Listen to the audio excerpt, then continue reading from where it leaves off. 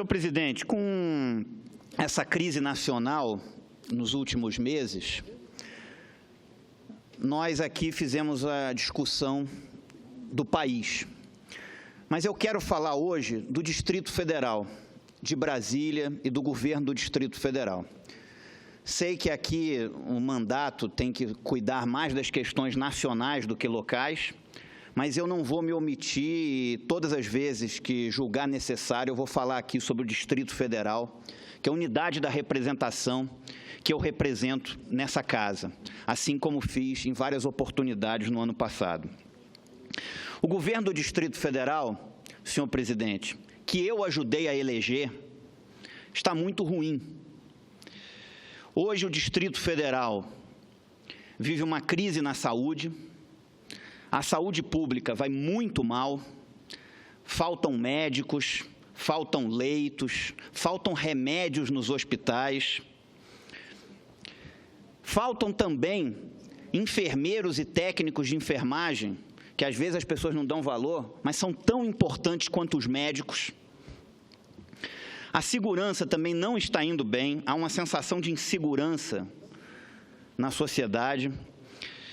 E eu tenho obrigação, eu que ajudei esse governo a ganhar a eleição, ajudei a vitória desse projeto, eu tenho obrigação aqui de cobrar o cumprimento dos compromissos de campanha que constavam no programa de governo. E que foi programa de governo esse oferecido à população durante o período eleitoral. Foi colocado algumas sugestões, como sugestões minhas no programa de governo, como, por exemplo, a redução de 60%, de um mínimo de 60% no número de cargos comissionados. Houve uma redução, mas não chegou a 60%. Então, não foi cumprido. Segundo, não aumentar impostos acima da inflação do período, que nenhum contribuinte do Distrito Federal pagasse um aumento no IPTU, no IPVA, na TLP, maior de um ano sobre o ano anterior, maior, essa diferença nunca seria maior do que a inflação desse período. Isso também não foi cumprido. Houve aumento de impostos maior do que a inflação do período. Eu, quando era deputado distrital, votei contra todos os aumentos do IPTU e do IPVA. Meu lado é o lado do contribuinte, é o lado do cidadão. Terceiro compromisso, também sugestão minha, a construção de policlínicas odontológicas nas cidades do Distrito Federal, em todas as regiões administrativas do Distrito Federal. Isso também ficou no papel.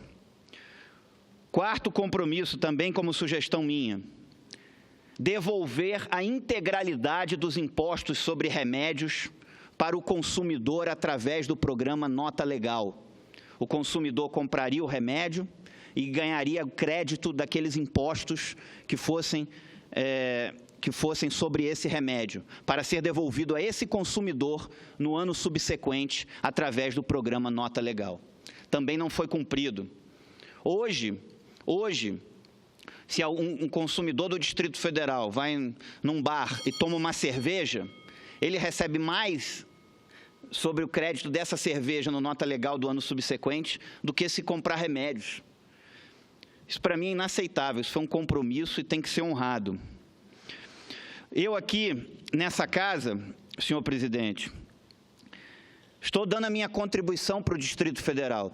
Todos nós, parlamentares, temos direito a emendas ao orçamento, que foi no orçamento de 2016, no orçamento da União de 2016, no valor de R$ 15.342.436 por parlamentar. Emendas essas que agora têm caráter impositivo, portanto, o governo é obrigado a executar. Alguns parlamentares colocam essas emendas para festas, para eventos. As minhas foram todas colocadas onde a população mais precisa, para saúde, educação e segurança pública. Coloquei 4 milhões de reais para o custeio da saúde pública do Distrito Federal e compra de medicamentos para os hospitais públicos do DF. R$ 2.342.436 para compra de equipamentos para a rede pública de saúde do DF. R$ 3 milhões de reais para suplementação de recursos para a construção do Hospital do Câncer do DF. R$ 3 milhões de reais para a construção de escolas de tempo integral no Distrito Federal. R$ 1,5 milhão para aquisição de viaturas para a Polícia do DF e R$ 1,5 milhão para aquisição de viaturas de resgate e salvamento para o Corpo de Bombeiros do Distrito Federal.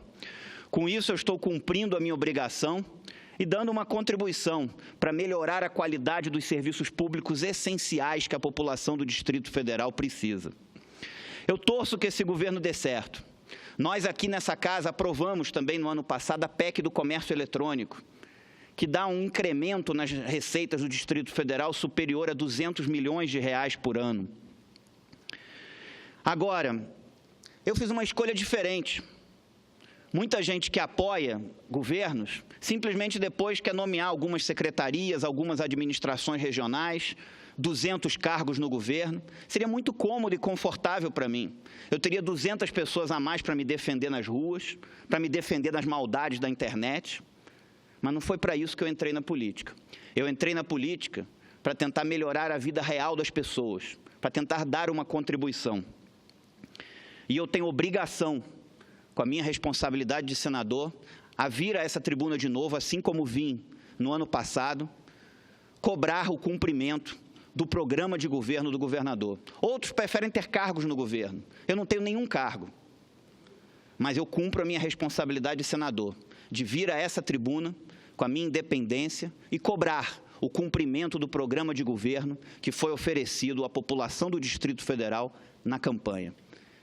É a minha obrigação e eu, mais uma vez, estou fazendo nessa tribuna. Lamento também que, ao invés de se escolher pessoas capacitadas, técnicas, qualificadas, simplesmente continuam toma lá da cá, com deputados indicando administradores regionais num loteamento que, na minha opinião, não é o melhor para a sociedade de Brasília. Às vezes é o melhor para a construção e perpetuação de máquinas políticas, de parlamentares, mas não é o melhor para o cidadão do Distrito Federal. E eu espero e torço que o governo dê certo.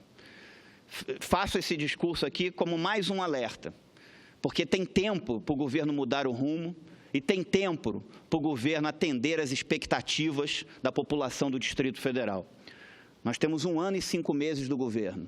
Eu espero que o governador abra os olhos e que ofereça à população do Distrito Federal um governo verdadeiramente diferente e que honre o programa de governo que foi oferecido à população durante o período eleitoral. Todos nós, quando somos eleitos, nós não recebemos uma carta em branco para fazer o que quiser. Nós temos que honrar aquilo que foi comprometido com os nossos eleitores durante o processo eleitoral. E é isso que eu, como eleitor do governador, estou fazendo nessa tribuna, nesse momento. Muito obrigado.